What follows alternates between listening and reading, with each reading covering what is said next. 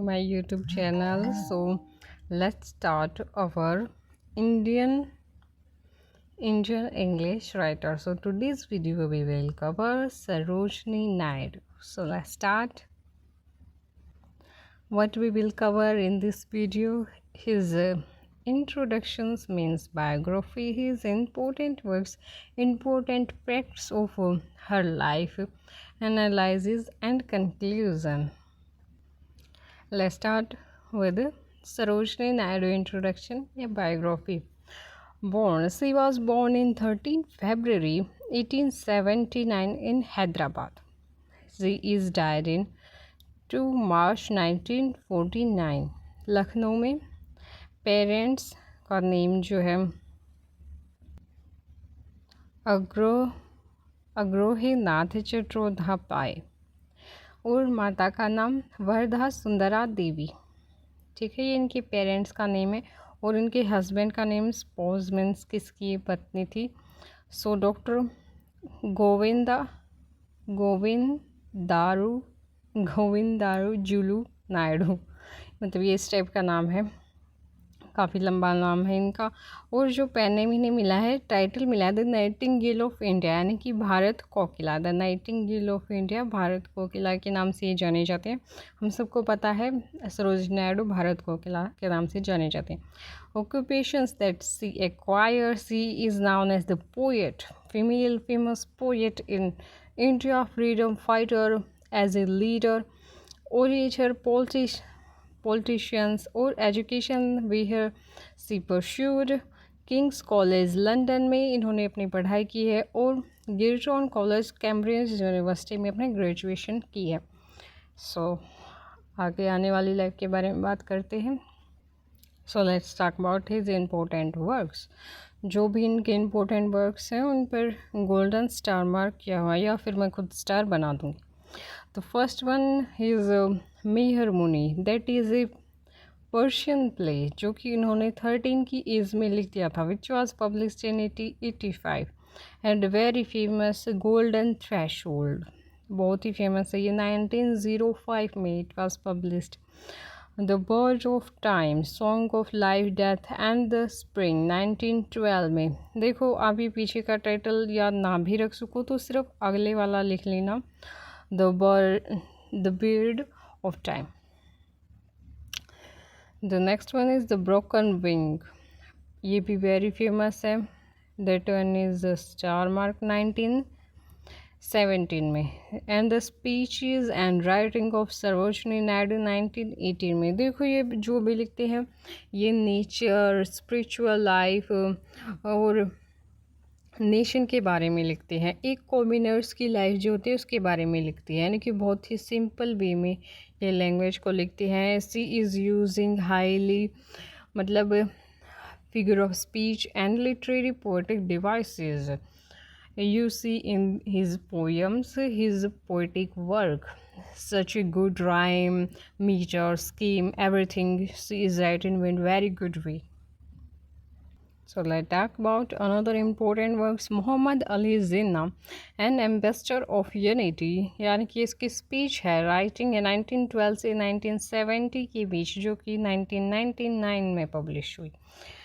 देखो भाई, क्योंकि सरोजिनी नायडू जो है एक पॉलिटिकल लीडर भी थी, तो उन्होंने फ्रीडम फाइटिंग के ऊपर जो भी हमारी लीडर्स थे उस समय के, उनके साथ मिलकर जो भी स्पीचेस दी हैं वो अपनी स्पीचेस इस वर्क पे कलेक्ट करके उन्होंने पब्लिश करी. The next one is the scripted flute songs of India, जो कि पब्लिश हुआ 1928 में. The feather of the down that was published by her daughter Padmaja Naidu. इनकी डॉटर पदमजा नायडू के द्वारा ये पब्लिश किया गया 1961 में, यानी कि पोस्टमसली इनकी डेथ के बाद ही पब्लिश हुआ. And the feather of down में इनकी एक फेमस पोएम है,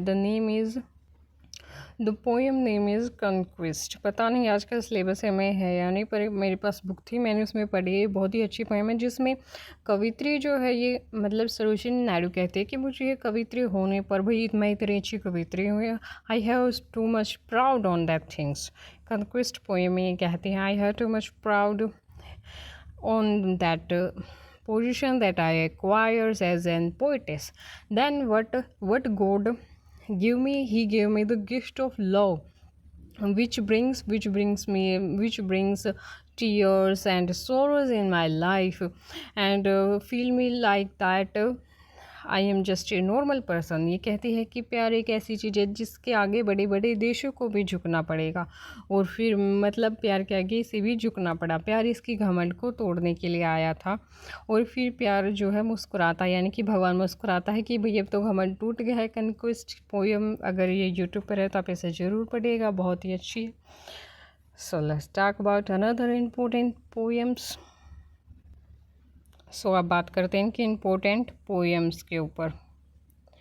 द प्रोनाउंस पता नहीं, जो 1905, यानी कि ये जो ईयर्स हैं आप इनसे रिलेट कर सकते हैं कि इनके कौन से वर्क में पब्लिश हुई होंगी, जिसमें आता है पेंगुइन बियर्स, इंडियन वीवर्स।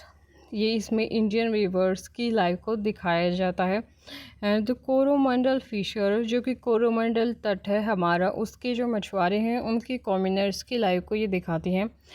मतलब कॉमिनर्स की लाइफ को दिखाती तो हैं, पर अपनी लैंग्वेज और rhythm, metre, poetic devices that she uses is highly appreciable। मतलब she uses personification as well, alliteration, metaphors, इसलिए इनकी पोइट्री बहुत अच्छी है।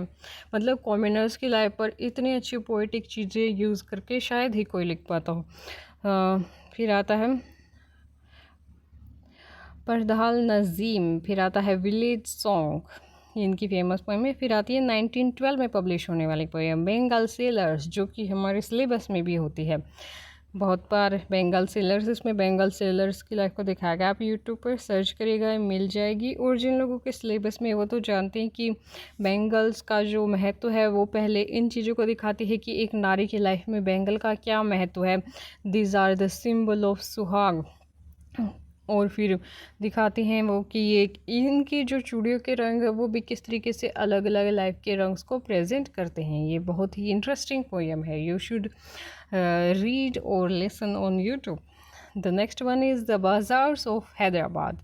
हैदराबाद वाली पोएम ये बहुत ही इम्पोर्टेंट है, आप इसका नाम ज़रूर याद रखिएगा क्योंकि मैच द फॉलोइंग में आता है। The bird of time, the bird of time, आप ऐसे भी कह सकते हैं, बीर्ड।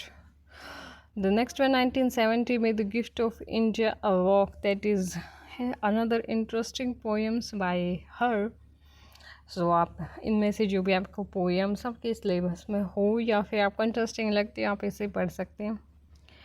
The major achievements by her, the first thing is first Indian women to became president of Indian National Congress.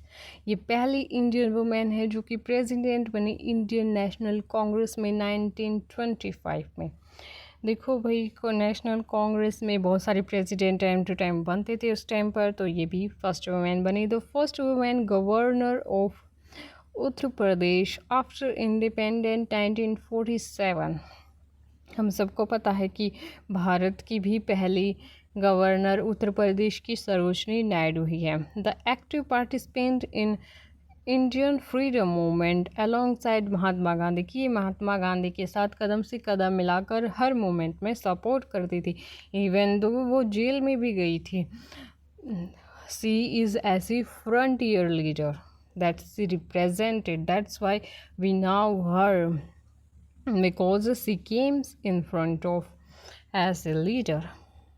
So let's talk about important facts. He wrote her first long poem, The Lady of the Lake, at very young age. ये उनकी poem है जो कि उन्होंने काफ़ी young age में लिख दी थी, तो आप इस पोएम का नाम भी याद रख सकते हैं।